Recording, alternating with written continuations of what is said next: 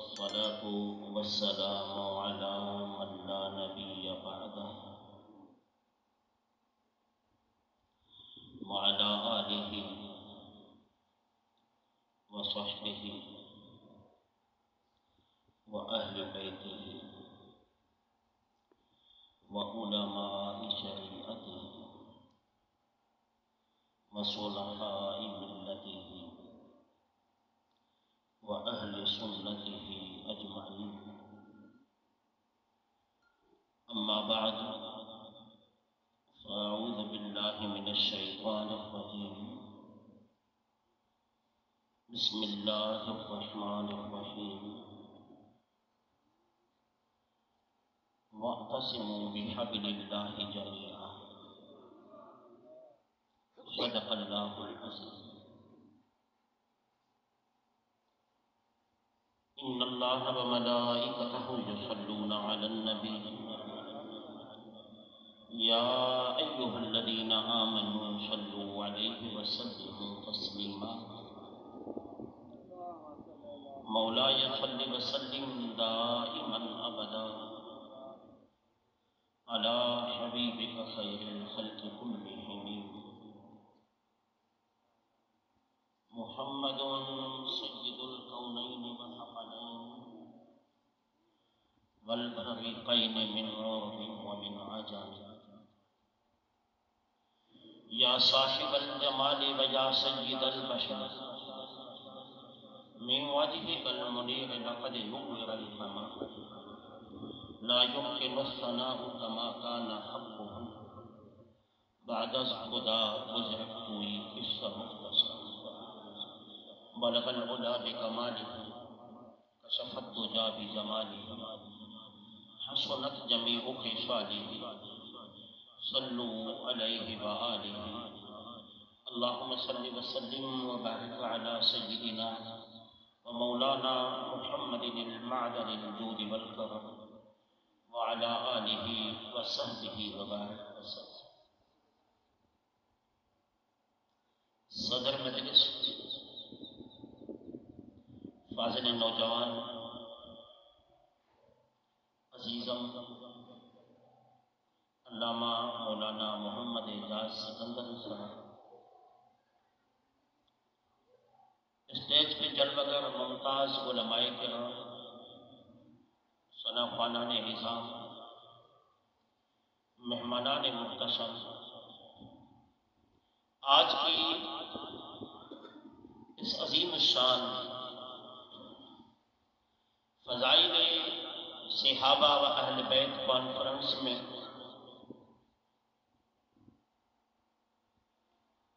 مجھ ناکارہ کو مدعو کرنے کے لیے میں جملہ منتظمین کا بالخصوص علامہ مولانا محمد اعجاز صاحب کا ممنون بھی ہوں، مشکور بھی ہوں، اور آپ سب کے لیے دعا گو ہوں کہ اللہ آپ کا آنا، آپ کا بیٹھنا بٹھانا، سننا سنانا اپنی بارگاہ میں قبول و منظور فرمائے. آج میری گفتگو کا عنوان فضائل صحابہ بھی ہے اور فضائل اہل بیت.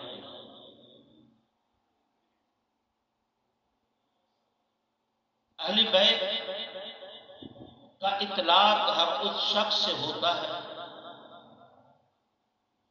جس کی نسباً میرے آقا علیہ السلام سے وابستگی ہو. علماء اپنی زبان میں اسے بیت سکنا بھی کہتے ہیں، بیت نسب بھی کہتے ہیں. اولاً اہل بیت میں سب سے پہلے امہات المؤمنین میرے پاک نبی صلی اللہ علیہ وآلہ وسلم کے ازواج مطہرات شامل ہیں. اس میں حسنین کریمین شامل ہیں، مولا علی شامل ہے، سیدہ طیبہ فاطمہ الزہرا شامل ہیں، اور پھر صحابہ وہ ہیں جس نے ایک مرتبہ مرتبہ بھی حالت ایمان میں میرے محبوب کا دیدار کیا، اسے صحابی کہتے ہیں۔ اب دنیا کے سارے اغواص، دنیا کے سارے اوتاد، دنیا کے سارے ابدال، دنیا کے سارے اولیاء کاملین جمع کر دیں، میرے نبی کے ایک ادنا صحابی کے برابر بولیے نہیں ہو سکتے۔ وہ کیا ہے جو صحابہ کو ملا؟ وہ کیا مقام اور مرتبہ ہے جو صحابہ کو ملا؟ وہ صحابہ بنے۔ اب کوشش کے باوجود بھی کوئی صحابی جیسا نہیں بن سکتا۔ بس یہ وہ اعزاز ہے کہ اس نے ایمان کے ساتھ میرے مصطفیٰ علیہ السلام کی زیارت کی۔ ایک شخص اونٹنی پہ سوار ہے، حالت جنگ میں ہے، کافروں کی طرف سے ننگی تلوار لے کے مسلمانوں کو قتل کرنے آیا ہے۔ دری اشنا اس کی نگاہ مدوحا کے چہرے پہ پڑتی ہے، اپنا دل واللیل والے زلفوں پہ مصطفیٰ پہ قربان کر بیٹھتا ہے، اور وہ اونٹنی پہ بیٹھ کر ہی کہتا ہے، اے محمد، اگر میں مسلمان ہو جاؤں تو مجھے کیا دو گے؟ 1 منٹ کے لیے میں آپ کو روکوں گا۔ اس وقت کا کافر ہو کر بھی یہ عقیدہ رکھتا تھا کہ اللہ کے خزانوں کے مصطفیٰ مالک اس طرح ہے، اگر وہ چاہے تو اللہ کے خزانوں سے جو چاہے مانگنے والوں کو عطا کر سکتے ہیں۔ اب نفس شناس مصطفیٰ نے یہ نہ کہا کہ تمہیں کیا چاہیے، بس حضور نے فرمایا تم مسلمان بن جاؤ، ہم تیری جنت کی ضمانت دیتے ہیں۔ اس نے وہیں پہ کلمہ پڑھا، اونٹنی پہ، اشہد ان لا الہ الا اللہ۔ اس نے کلمہ مکمل کیا۔ اس کے دل میں خیال آیا، جس کا نام زبان پہ آیا ہے جنت مل گئی ہے، اب نیچے اتروں، اس کے ہاتھوں کو بوسہ دوں، اس کے قدموں کو چوموں، اس سے پیار کروں، اس سے دعائیں لوں، اس سے حال دل سناؤں، اس سے اپنے درد بانٹوں، ان کے قدموں میں تھوڑی دیر بیٹھوں، پتہ نہیں پھر کیا نہ کیا ملے گا۔ بس اسی خواہش میں وہ نیچے اترتا ہے، رکعت میں پاؤں اس کا پورا نہیں آتا، نیچے گردن کے بل گر جاتا ہے، گردن ٹوٹ جاتا ہے، وہیں شہید ہو جاتا ہے۔ میرے آقا اس کے میت پہ کھڑے ہو جاتے ہیں۔ حضور فرماتے ہیں جسے جنتی دیکھنا ہے اس کو دیکھ لیں۔ اب پوچھتا ہوں اس کے نام اعمال میں کتنی نمازیں تھیں؟ ایک بھی نہیں، کہ وقت ہی نہیں ملا۔ اس کے نام اعمال میں کتنے روزے تھے؟ ایک بھی نہیں، کہ وقت نہیں ملا۔ بس جس نے ایک مرتبہ حضور کا دیدار کیا، اب تمام انسان مل جائیں، تمام اولیاء اوتاد ابدال مل جائیں اس ایک صحابی کے برابر۔ جب اس ایک کے برابر نہیں ہو سکتے تو پھر جس نے فتح مکہ سے لے کر سن 35 ہجری تک، 35 ہجری کے بعد فتح مکہ سے لے کر جس نے سن 60 ہجری تک امیر معاویہ نے جس نے اسلام کی رہنمائی کی، تو اس کے برابر کون ہو سکتا ہے؟ پھر میرے مولائے کل، مولائے کائنات علی المرتضیٰ کے برابر کون ہو سکتا ہے؟ پھر میرے عثمان غنی کے برابر کون ہو سکتا ہے؟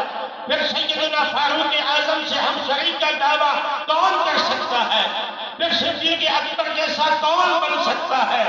جب ان کے غلاموں کے غلاموں کے غلاموں جیسا ہم نہیں بن سکتے تو آپ ہتھیار پھینک نہیں دیتے، گردن جھکا نہیں دیتے، اب یہ کوشش کیوں کرتے ہو؟ پھر مصطفیٰ جیسا کون بن سکتا ہے؟ مجھے آج میرا دل کر رہا ہے میں 18 ذی الحج کو بھی مختصر بیان کروں۔ میرا دل کر رہا ہے میں یکم محرم الحرام کو بھی بیان کروں۔ 18 ذی الحج کو کیا واقعہ ہوا تھا؟ ایک بہت بڑا واقعہ ہوا تھا۔ وہ کیا تھا؟ حجۃ الوداع سے واپسی پہ میرے آقا کریم نے مقام غدیر قوم پہ صحابہ کے ایک مختصر سے مجمعے میں ایک اعلان کیا تھا۔ وہ اعلان یہ تھا کہ مولا کائنات کے ہاتھ کو پکڑا، اپنے ساتھ کھڑا کر دیا، کائنات کے والی نے سوال کیا، الست بمولاکم، کیا میں تمہارا مولا نہیں؟ آقا نے سوال کیا، الست بمولاکم، کیا میں تمہارا مولا نہیں؟ اس سوال کی نوبت آئی کیوں؟ اس سوال کی نوبت یوں آئی کہ کچھ لوگوں کو مولا علی سے شکایت پیدا ہو گئی، مولا کائنات سے۔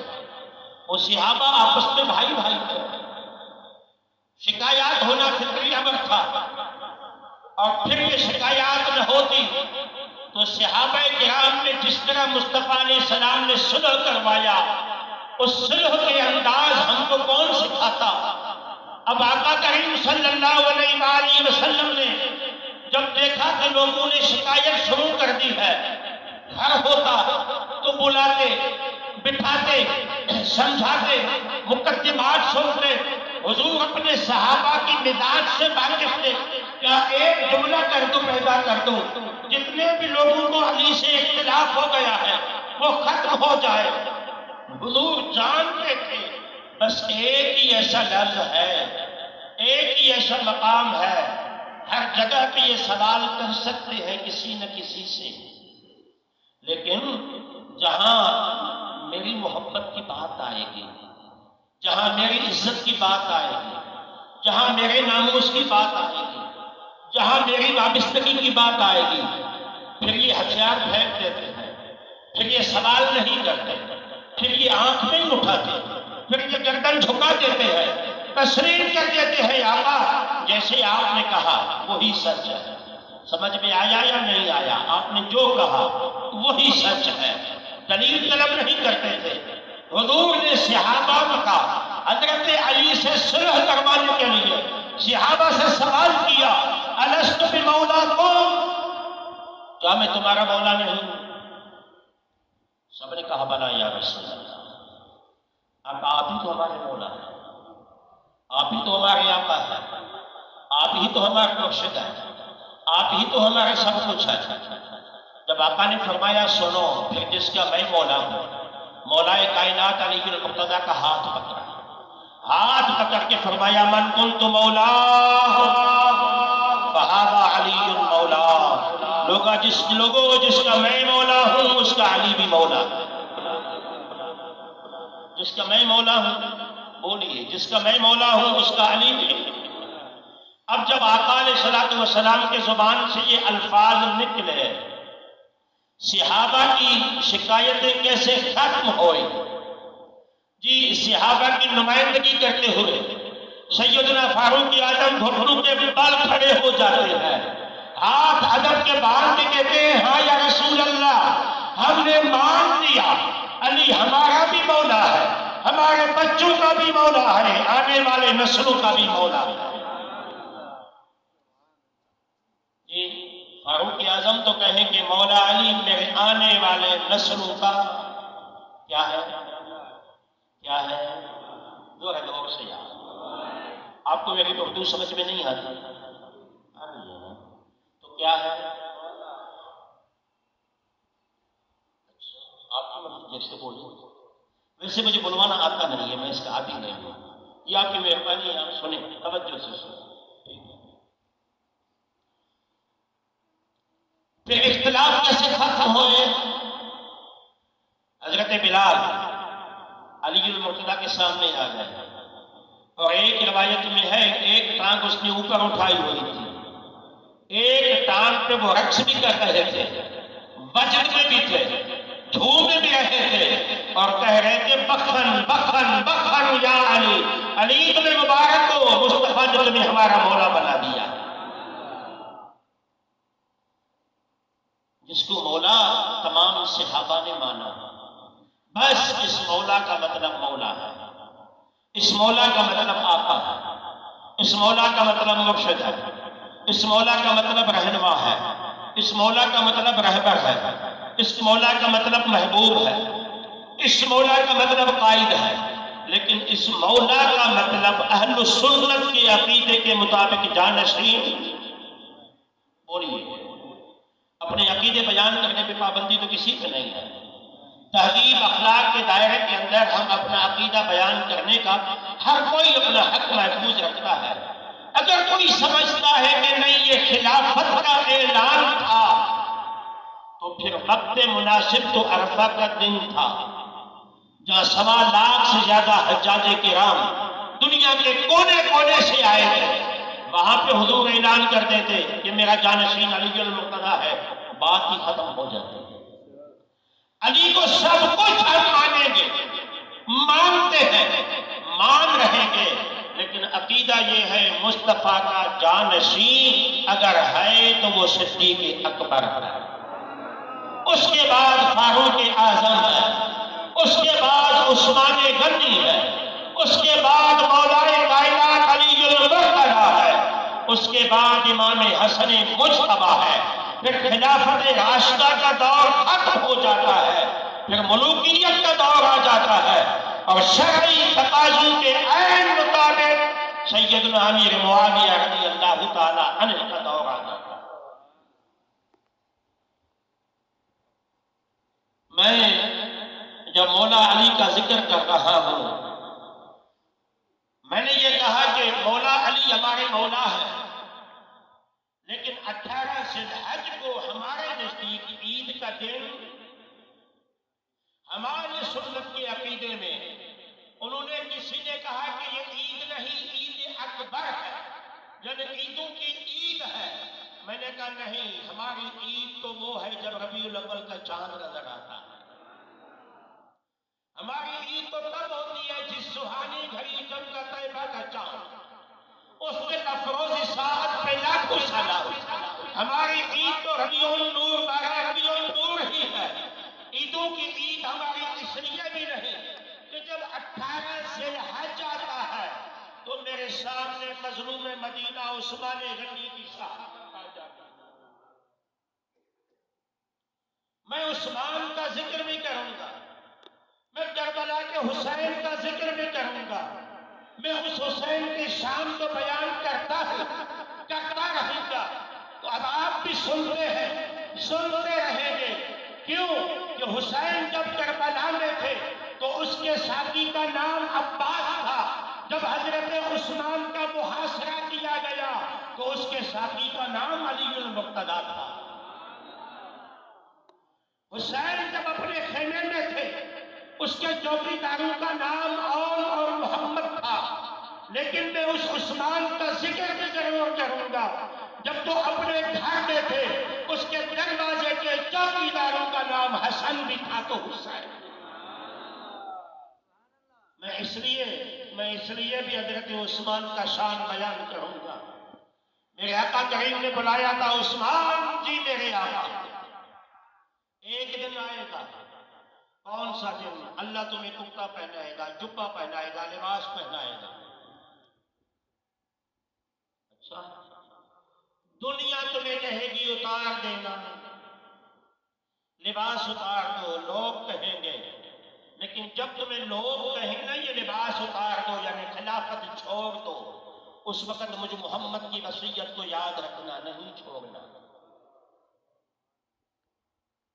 وہ لباس کیا تھا؟ وہ لباس خلافت تھا۔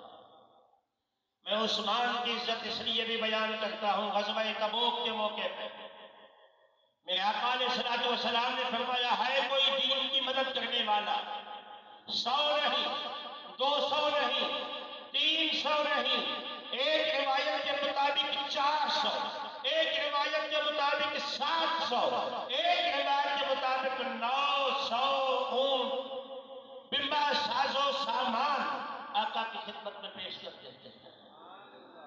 یہ وہ عثمان عید کا دن ہے، آقا علیہ الصلوۃ والسلام نماز عید کے لیے نکل رہے ہیں،